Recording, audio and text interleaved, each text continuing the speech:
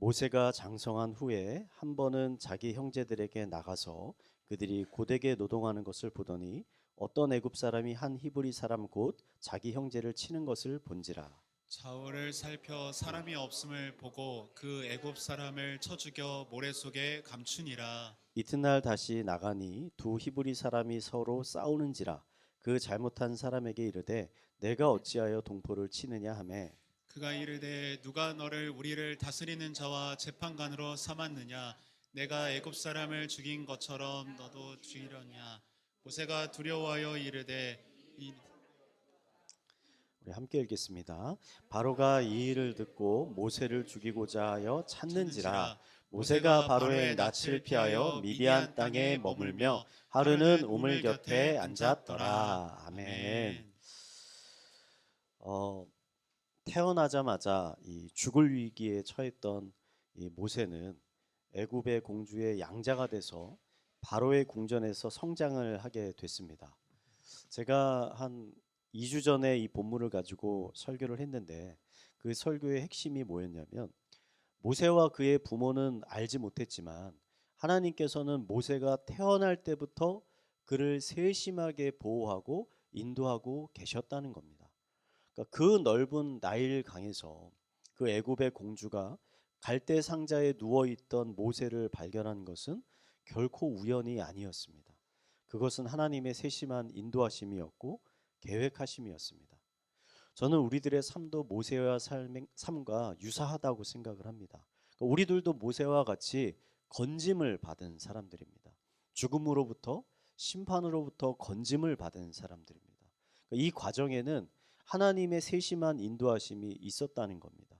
제가 계속 세심하다라는 표현을 사용하는 이유는 하나님의 인도하심은 때로는 너무나 은밀하게 감추어져 있기 때문에 우리가 잘 인지하지 못하는 경우가 많이 있기 때문입니다. 여러분 혹시 미국이나 유럽이나 아프리카에 여행을 가기 위해서 아주 장시간 비행기를 타보신 분이 계십니까? 가는데 여러분 얼마나 걸리나요? 최소한 10시간 이상 걸립니다. 길면은 15시간, 20시간도 걸릴 수 있습니다. 시간도 시간이지만 거리로 생각하면 여러분 얼마나 먼 거리입니까? 굉장히 멀리 있는 곳이잖아요.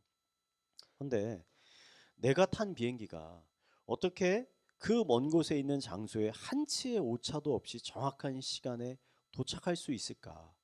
이런 거 생각해 보신 분 계세요? 실제 비행기에 탄 이 승객들은 자신들이 어떻게 그 장소에 도착하게 되는지 잘 모릅니다. 그러니까 비행기에 타면 대부분 책을 보거나 영화를 보거나 잠을 자게 되죠.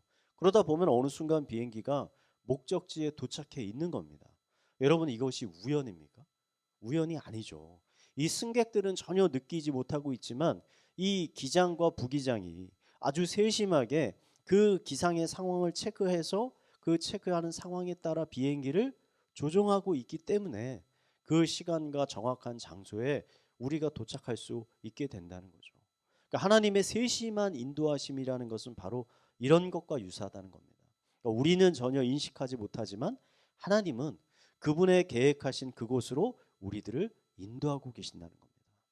이런 하나님의 세심한 인도하심을 신뢰하시고 모든 상황 가운데 낙심하지 마시고 하나님을 의지하는 여러분들이 되기를 시간 권면 드립니다.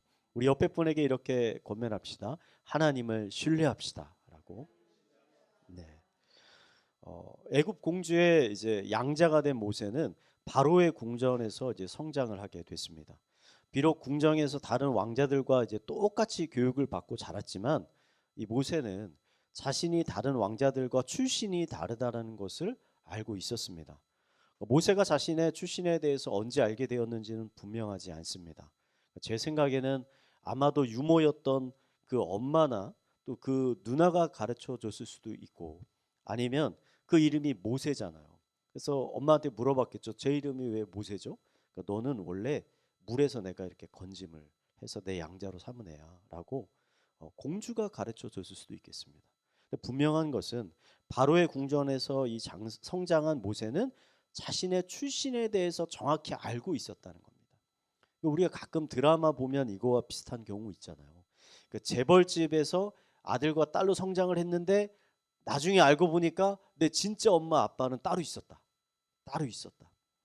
등의 출생의 비밀을 폭로하는 드라마가 특히 한국에는 굉장히 많은데 보신 적 있지 않습니까?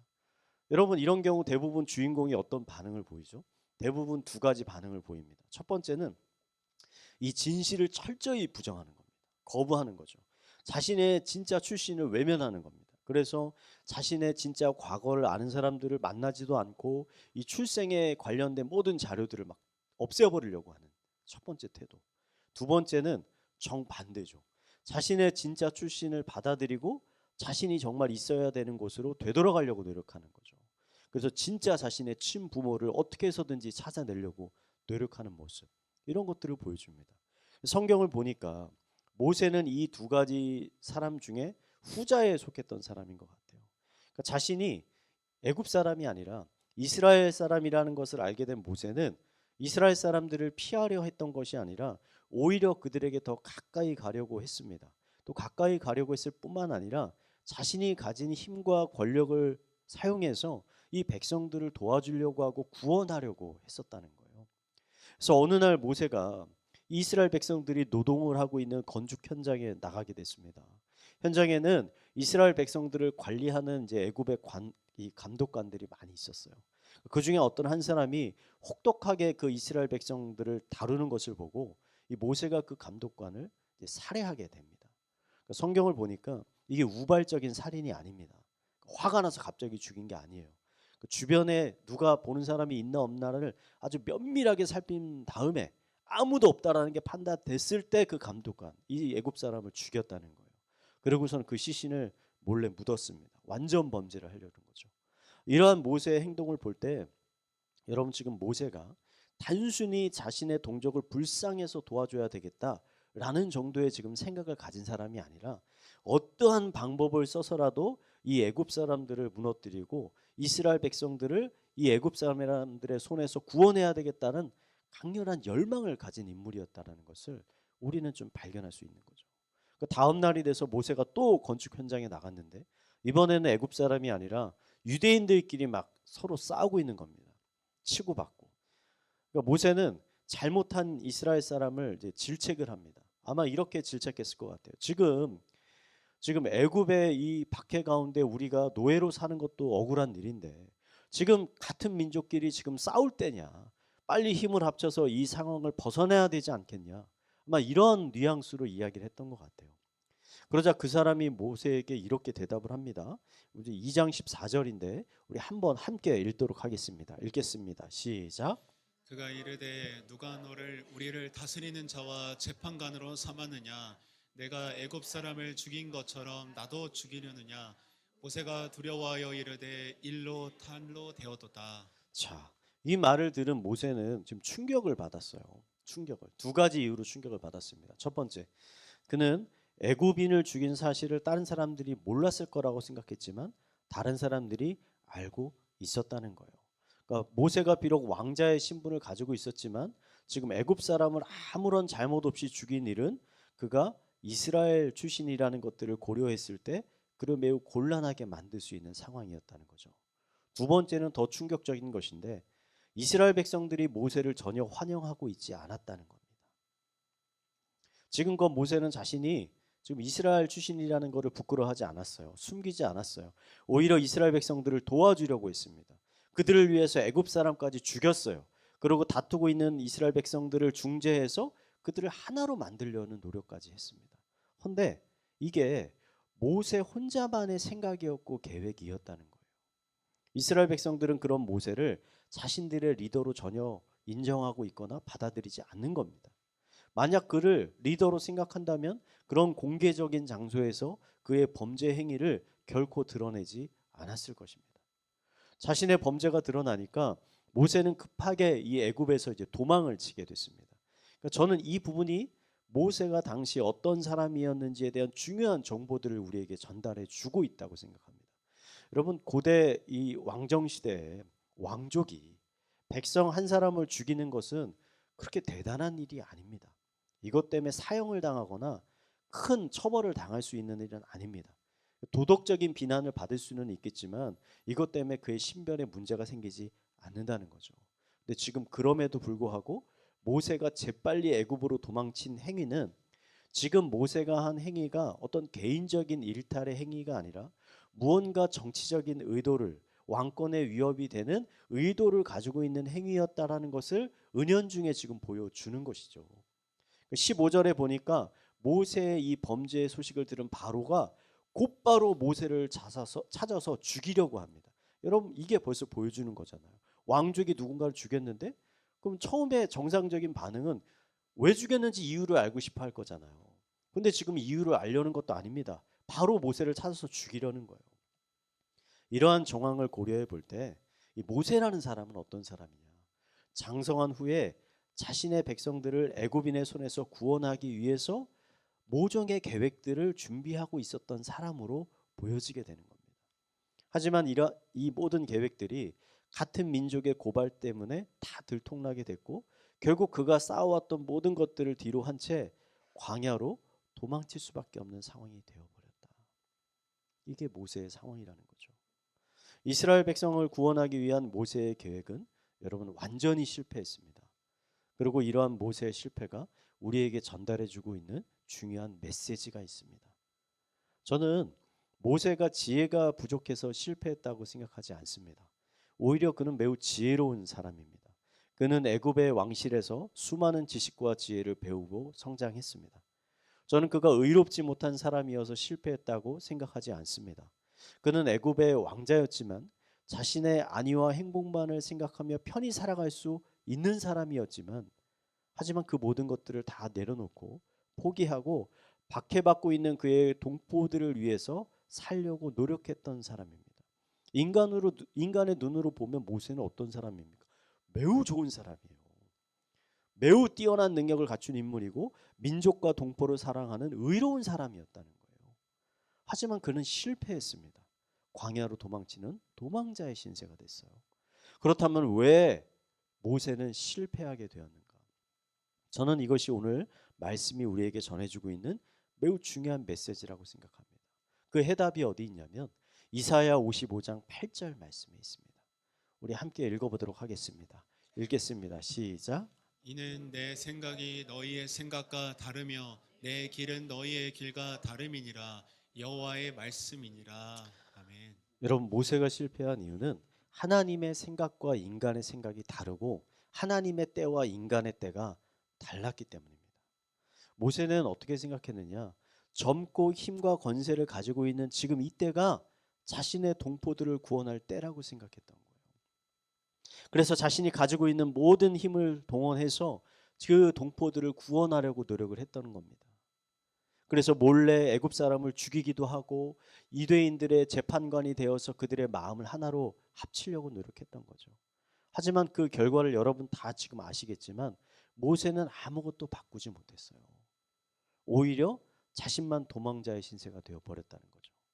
여러분, 성경을 읽다 보면 모세와 같이 하나님의 뜻과 계획은 무시한 채 나의 생각대로 일을 행하다가 어려움을 겪게 되는 인물들을 우리는 어렵지 않게 발견할 수 있습니다. 여러분, 아브라함은 아내 사라가 임신을 하지 못하니까 어떻게 합니까? 애굽 출신의 첩을 취함으로 인해서 아들을 낳았잖아요. 근데 그것 때문에 어떻게 됩니까? 그 아들로 인해서 가정에 큰 불화가 생기게 되잖아요. 끊임없는 불화가. 오늘도 아침에 뉴스를 보니까 이스라엘과 팔레스타인 사이에 큰 전쟁이 일어났습니다. 팔레스타인 사람들이 이스마엘의 후손들이잖아요. 이스라엘 사람들은 이 유대인의 후손이고, 지금 아브라함의 불순종으로 인해서 일어났던 그 불화의 사건이 수천 년이 지난 지금도 여전히 현재 진행형으로 일어나고 있다는 겁니다. 인간의 어떠한 선택으로 인해서. 야곱은 어떻습니까? 야곱은 장자의 직분을 차지하기 위해서 그다음에 아버지를 속여서 그 장자의 직분을 뺏으려 했잖아요. 그래서 어떻게 됐습니까? 그 형을 피해서 20년간이나 집을 떠나 있어야 됐죠. 그 가정이 와야 되지 않습니까? 솔로몬은 어땠습니까? 나라를 안정시키기 위해서 정략 결혼을 했습니다. 여러 나라의 공주들과. 그 결과 그 공주들이 가져온 우상으로 인해서 나라 전체가 우상 숭배에 빠지고 결국은 나라가 안정되는 게 아니라 나라가 망해버렸다. 성경이 반복적으로 우리에게 가르쳐주고 있는 진리 중에 한 가지는 사람의 생각과 하나님의 생각은 다르다는 겁니다.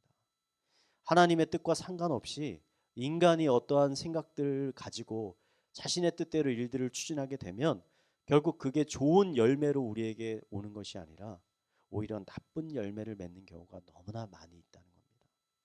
이것은 인간의 한계가 무엇인지를 우리에게 가르쳐주고 있는 것입니다. 한 개인이요, 다른 개인보다 뛰어난 지성과 능력을 가지고 있을 수 있습니다. 분명한 사실이죠. 하지만 한 인간의 능력으로 결코 거스를 수 없는, 결코 바꿀 수 없는 큰 흐름, 인간의 역사가 늘 존재하고 있다는 것이죠. 그 흐름이 무엇입니까? 바로 하나님의 뜻이에요. 하나님의 뜻.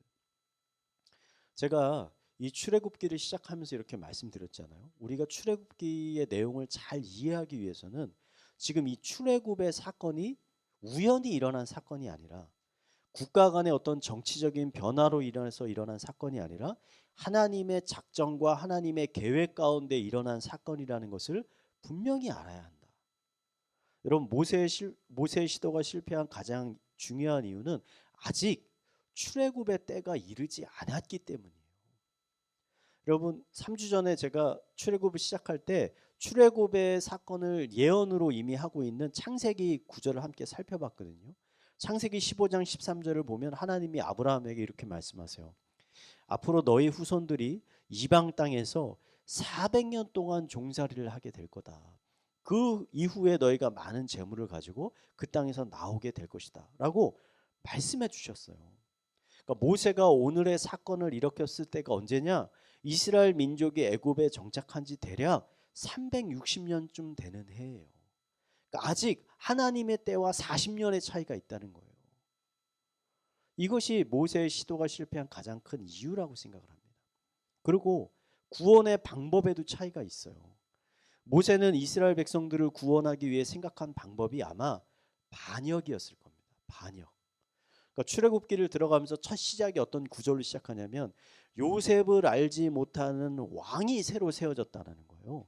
그러니까 여기서 모세를 알지 못하는 새로운 왕이라는 것은 그냥 나이가 너무 어리기 때문에 애굽의 역사를 알지 못하는 왕을 의미하는 것이 아니라 애굽인이 아니라 애굽 혈통이 아니라 외부에서 애굽을 침략해서 새로 왕이 된 사람을 의미할 수 있다라고 제가 말씀을 드렸어요. 그러니까 그 왕이 이스라엘 백성들을 박해하기 시작하잖아요. 그 전에는 박해가 없었어요. 그러니까 왜 박해하냐? 자신과 같이 누군가 또 애굽을 공격해 왔는데 내부에 있는 이스라엘 백성들이 그들과 내통해서 반역을 일으키면 애굽에 큰 위협이 될 거라고 생각했기 때문에 이스라엘 백성들을 박해하기 시작했던 거예요. 그러니까 이스라엘 백성들이 애굽에서 자유를 되찾을 수 있는 가장 현실적인 방법은 뭐냐면 반역을 통해서 애굽을 무너뜨리고 이스라엘 출신의 새로운 왕을 세우는 게 그들이 자유를 얻을 수 있는 가장 현실적인 방법이었던 거예요.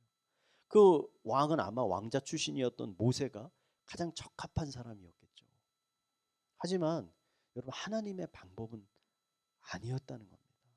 하나님의 방법은 반역이 아니라 하나님의 방법은 애굽에서의 탈출이었다는 거예요. 모세의 생각과 하나님의 생각이 지금 서로 달랐습니다. 때가 달랐고 방법이 달랐습니다.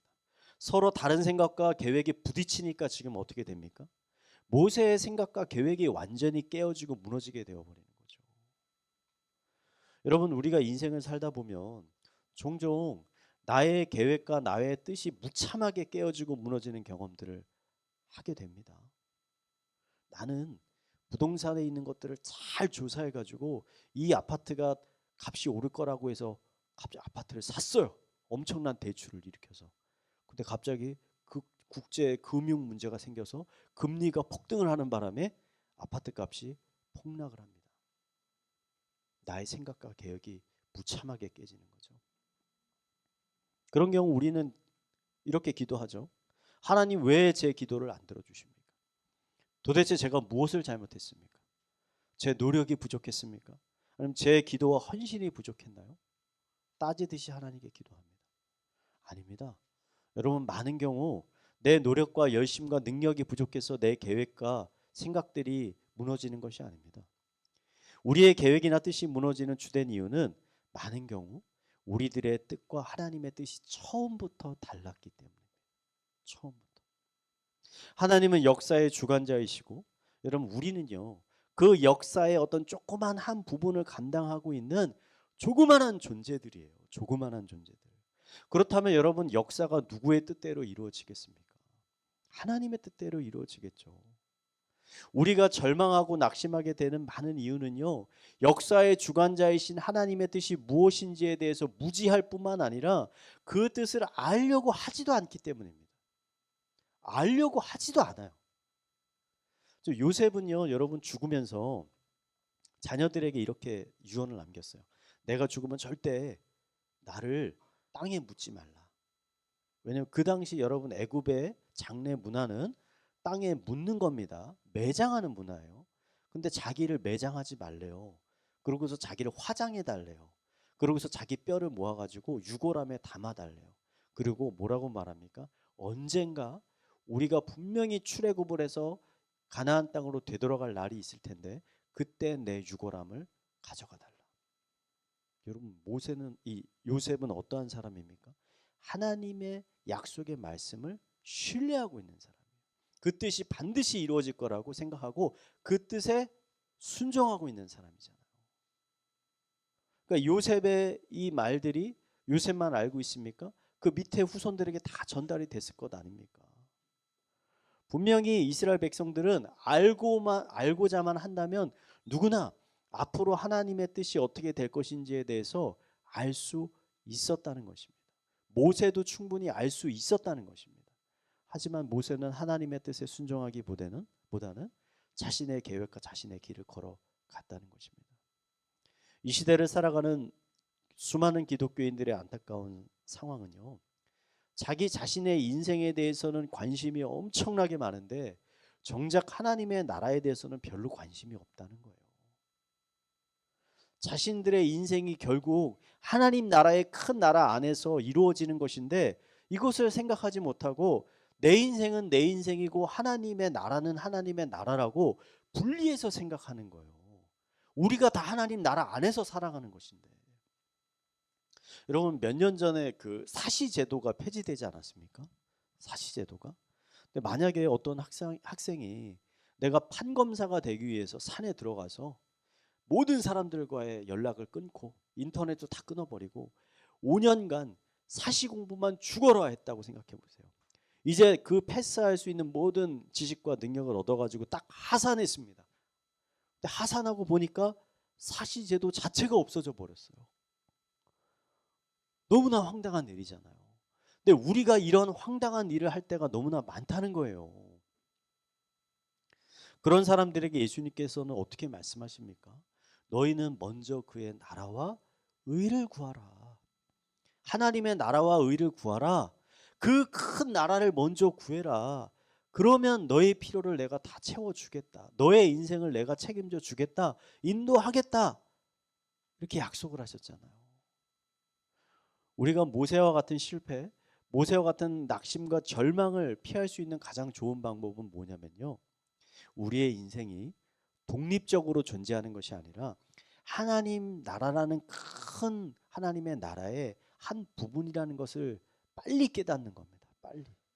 그리고 그 나라의 주인이신 왕이신 하나님의 뜻이 무엇인지를 깨닫고 분별하고 그 기뻐하시는 뜻에 순종하며 살아가는 것이 가장 지혜로운 삶이라는 거죠. 여러분 요새 그 여름에 동해에 가면 서핑을 즐기는 사람들 어렵지 않게 볼 수 있습니다. 여름에 서핑을 합니다. 여러분 서핑을 즐기는 데 있어서 가장 중요한 것이 뭡니까? 좋은 장비를 갖추는 것도 중요하고 또 좋은 자세를 배우는 것도 중요합니다. 필요하죠. 근데 이거보다 더 중요한 게 있어요. 그거는요. 파도를 찾는 거예요. 파도를 찾는 거. 아무리 좋은 장비, 아무리 좋은 자세를 익혔다 해도 파도가 없으면 그게 무슨 소용이 있습니까? 파도가 일지 않는다면 서핑을 할 수가 없잖아요. 많은 사람들이 스스로 없는 파도를 만들어내려고 인생을 허비하고 있다는 겁니다. 여러분 인간은 파도를 만들어낼 수가 없습니다. 파도를 만들어내실 수 있는 분은 오직 하나님 한 분뿐이십니다. 이 사실을 믿으십니까? 그러면 우리가 할 수 있는 가장 지혜로운 일은 뭡니까? 파도를 만들어내려고 노력하는 게 아니라 하나님께서 만들어내시는 그 파도가 있는 곳을 우리가 알아채고 그곳으로 순종하며 나아가는 거예요. 그때 비로소 우리가 인생의 파도를 제대로 탈 수 있는 것 아닙니까? 여러분의 인생은 하나님 밖에 있지 않고 하나님의 나라 안에 있습니다. 이 사실을 마음속 깊이 새기시고 그 나라의 주인이신 하나님께서 여러분을 향한 어떠한 계획과 뜻을 가지고 계신지를 여러분 물어보셔야 돼요. 물어보셔야 돼요. 그냥 가만히 있는다고 알게 되는 게 아니에요. 하나님을 찾고 찾아야 돼요. 뜻을 묻고 물어야 돼요. 그러면 하나님께서 그 뜻을 알려주실 것입니다. 그리고 그 뜻을 발견했을 때 그 뜻에 순종하는 삶을 살기를 힘쓰시기 바랍니다. 그러면 하나님께서 여러분의 모든 필요를 채워 주실 것입니다. 여러분의 인생을 축복받은 인생으로 빚어 가실 것입니다. 이 시간 함께하고 계시는 모든 성도님들의 삶이 이런 축복의 삶으로 충만하게 채워지게 되기를 이 시간 마지막으로 축원드리겠습니다.